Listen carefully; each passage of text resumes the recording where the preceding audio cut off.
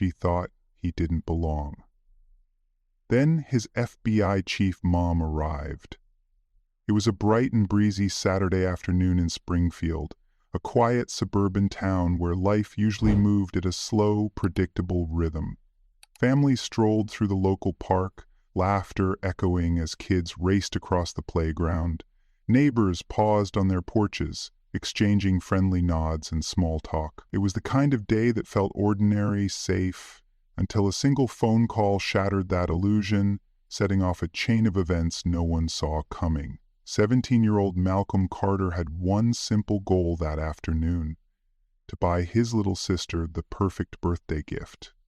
He had been saving up for weeks, setting aside every spare dollar from his part-time job, and now, finally, he had enough. With determination in his step and a mental list of gift ideas, he made his way toward the shopping district.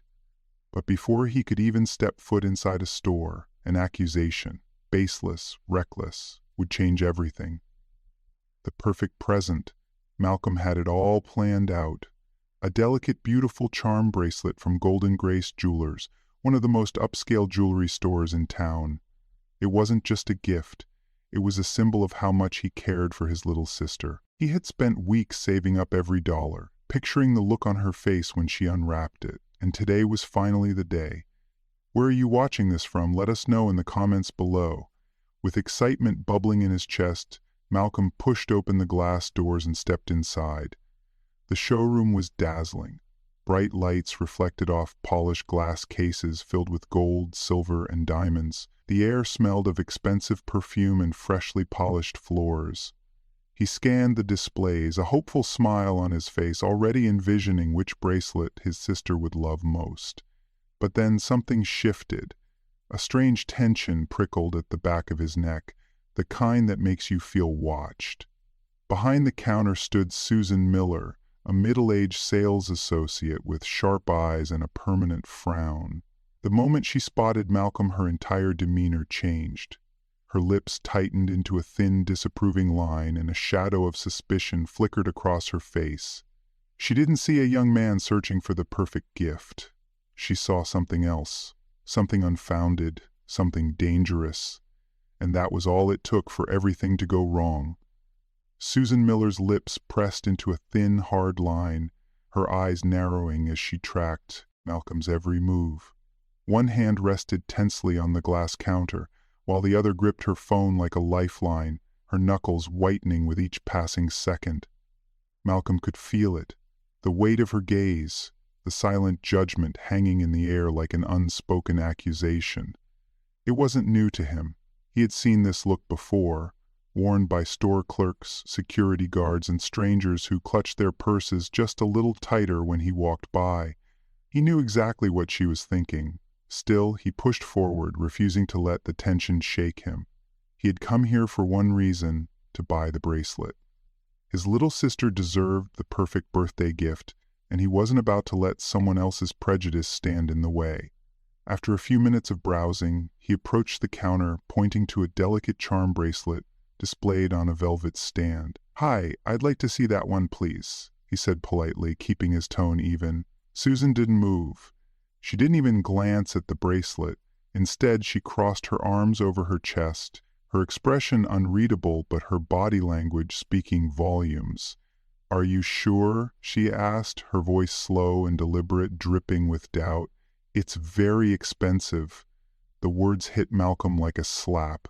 He felt his stomach tighten, his grip on his wallet reflexively tightening. He knew exactly what she was implying. He inhaled deeply, willing himself to stay calm. This wasn't the first time he had been underestimated. "Yes, I'm sure," he replied, his voice steady as he reached into his pocket and pulled out his wallet.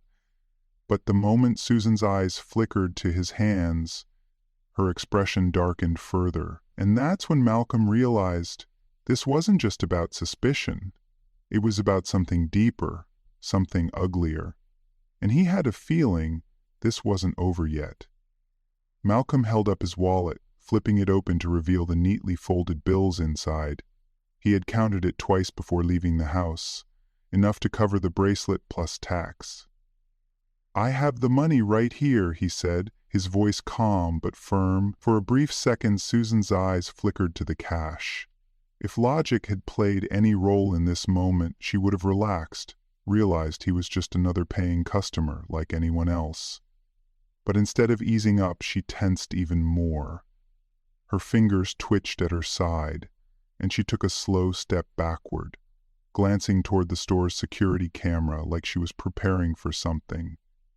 Malcolm could feel it shifting, the air between them. Growing heavier, the unspoken accusation tightening its grip around the moment. Susan's lips parted, but there was hesitation, as if she were debating something in her mind. Then, in a voice laced with artificial politeness, she said, "You know what? I think I should call the owner first. Just a standard procedure. You wait right here." Malcolm's chest tightened. Call the owner? Since when did store clerks need permission to show a customer jewelry? Before he could question it, Susan's hand darted for her phone. But she wasn't calling the owner. She was dialing 911. Malcolm barely had time to process what was happening before she was already speaking, her voice dripping with forced concern. "This is Susan Miller from Golden Grace Jewelers," she said, shifting her gaze away from Malcolm, as if he weren't standing right there. "There's a suspicious individual in my store." Suspicious. The word hit Malcolm like a punch to the gut. He wasn't loitering, he wasn't acting out of place, he wasn't doing anything but trying to buy a bracelet. And yet, in Susan's eyes, that wasn't enough to make him belong here. His fists clenched at his sides, not in anger, but in frustration, in disbelief. Because he already knew how this story usually ended, and he had no idea if today would be any different. "He's young, black, and acting very nervous," Susan continued, her voice laced with feigned concern. "I think he might be trying to steal something." Malcolm's breath caught in his throat. Did she really just say that? Did she actually call the cops on him? A wave of disbelief crashed over him, followed by something colder, something heavier. He had done nothing wrong, nothing but walk into a store, pick out a bracelet, and try to buy a gift for his little sister. And yet here he was, being treated like a criminal. His mind raced. He thought about his mother's warnings, the endless conversations about how to carry himself in situations like these, how to stay calm, how to keep his hands visible, how to make sure he left every encounter alive. "Ma'am, I haven't done anything," he said, forcing his voice to stay steady even as his heart pounded in his chest. Susan's lips curled into a smirk, smug, condescending, like she had already won some unspoken battle. "Then you have nothing to worry about," she said, slipping her phone back into her pocket. "The police will sort it out." Malcolm felt his fists clench at his sides, not out of anger, but out of sheer, overwhelming frustration. He could already picture what was about to happen. The officers showing up, demanding ID, questioning him like he was guilty until proven innocent, all because a woman saw his skin before she saw his intent, all because, to her, he didn't belong here. The weight of that reality settled into his chest like a stone. But before he could even decide what to do next, the bells above the door jingled and a familiar voice cut through the tension, a voice that changed everything. Malcolm's heart hammered in his chest, each beat a drum of dread as the distant wail of sirens grew louder and louder. It was like a wave crashing down on him. Nothing he could do to stop it, nothing he could do to slow it down. The sound of approaching sirens filled the air. A cruel reminder of what was about to happen. Within minutes, the door swung open, and two officers burst through, their heavy boots echoing against the polished floor. Malcolm froze. His body tensed and his mind raced, but his throat felt dry, his words lodged somewhere between panic and disbelief. "There he is!" Susan exclaimed, her finger stabbing the air toward Malcolm like she was pointing at a wanted fugitive, but out of sheer, overwhelming frustration. He could already picture what was about to happen. The officers showing up, demanding ID, questioning him like he was guilty until proven innocent, all because a woman saw his skin before she saw his intent, all because, to her, he didn't belong here. The weight of that reality settled into his chest like a stone. But before he could even decide what to do next, the bells above the door jingled and a familiar voice cut through the tension, a voice that changed everything. Malcolm's heart hammered in his chest, each beat a drum of dread as the distant wail of sirens grew louder and louder. It was like a wave crashing down on him. Nothing he could do to stop it, nothing he could do to slow it down. The sound of approaching sirens filled the air, a cruel reminder of what was about to happen. Within minutes, the door swung open, and two officers burst through, their heavy boots echoing against the polished floor. Malcolm froze. His body tensed and his mind raced, but his throat felt dry, his words lodged somewhere between panic and disbelief. "There he is!" Susan exclaimed, her finger stabbing the air toward Malcolm like she was pointing at a wanted fugitive. Request. The tension between them thickened, the room pulsing with the quiet before a storm. But Malcolm knew, he knew that as soon as his mother was on the line, everything would change. And when she heard the story, when she heard how her son had been treated in a place where he was supposed to be a customer, everything would change. "Be so helpful," Susan muttered sarcastically, rolling her eyes. Who is she, a public defender? Malcolm didn't dignify her with a response. Instead, he pulled out his phone, his fingers steady despite the storm of emotions swirling inside him. He didn't need to explain himself. He knew exactly what to do. "Mom, I need you at Golden Grace, now." His voice was calm, but the words carried all the weight of his frustration, his helplessness, and his quiet determination. 5 minutes passed, then 10. The tension in the air grew thicker with each tick of the clock. The two officers stood with their arms crossed, their impatience mounting, while Susan stood behind the counter, her smug expression never wavering. She clearly thought this was all some kind of victory, like she had already won whatever twisted battle she had concocted in her mind. But Malcolm didn't waver. He didn't let the doubt creeping around the edges of his thoughts take hold. He just waited. And then, like a gust of wind breaking through a storm, the door to Golden Grace Jewelers swung open. Malcolm didn't need to look up. He felt the shift in the air. He felt the weight of authority that entered the room. In walked Special Agent Regina Carter, chief of the FBI's criminal division. Regina wasn't just any woman, she was a force. A tall, commanding figure in a sharp navy suit, her heels clicking purposefully against the floor as she crossed the threshold. Her very presence demanded attention, and everyone in the room instinctively straightened up, as though they were aware that this wasn't just an ordinary moment. Her posture, sharp and confident, spoke of years of experience and the kind of authority that didn't need to be announced. It simply was. She scanned the room in one fluid motion, her eyes locking on to Susan first. Then they shifted to the officers before finally landing on Malcolm. In that moment, everything seemed to shift. The weight of her gaze wasn't the cold, dismissive look Malcolm had become so familiar with. No, this was different. This was the gaze of someone who saw him not as a threat, but as a person. Someone who would not be silenced, not by prejudice, and certainly not by anyone who doubted his worth. She didn't speak right away. Instead, her silence seemed to ask 1,000 questions. She didn't need to waste words. She had already assessed the situation, and her very presence spoke louder than any question could.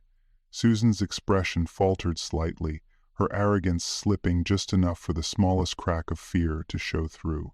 The officers were taken aback, their impatience turning to confusion, and for the first time in the entire ordeal, Malcolm allowed himself to breathe a little easier. His mother had arrived, and when Special Agent Regina Carter walked into the room, things were about to change.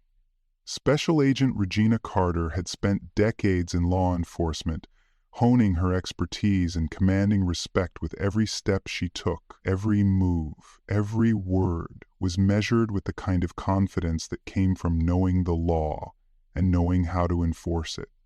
And when she entered the store, the shift was immediate. The air itself seemed to tighten, as though the room understood that a different kind of power had arrived. As soon as the officers saw her, their faces drained of color. Sergeant Daniels, who had been so certain moments earlier, now looked like a man caught in the headlights, his eyes wide, his jaw tightening. But Susan Miller, standing behind the counter, was still blissfully oblivious. She hadn't noticed the dramatic change in the room, the subtle shift in energy that heralded the arrival of someone who was, quite literally, above her pay grade. "Ma'am, thank goodness you're here," Susan said, her voice full of false relief, still assuming Regina was just another officer coming to resolve the situation. She hadn't even bothered to glance at the badge yet, too wrapped up in her self-righteousness to notice how out of place her assumptions were. "I caught this young man," but before Susan could finish her sentence, before she could dig herself even deeper into the hole she had so eagerly jumped into, Regina raised her hand, cutting her off with a simple, commanding gesture. With a smooth motion, Regina pulled out her badge. Not the kind of badge worn by local officers, but something far more impressive. It gleamed with the authority that outranked everyone in the room, and the shift in power was palpable, the kind of badge that spoke volumes before Regina even uttered a word.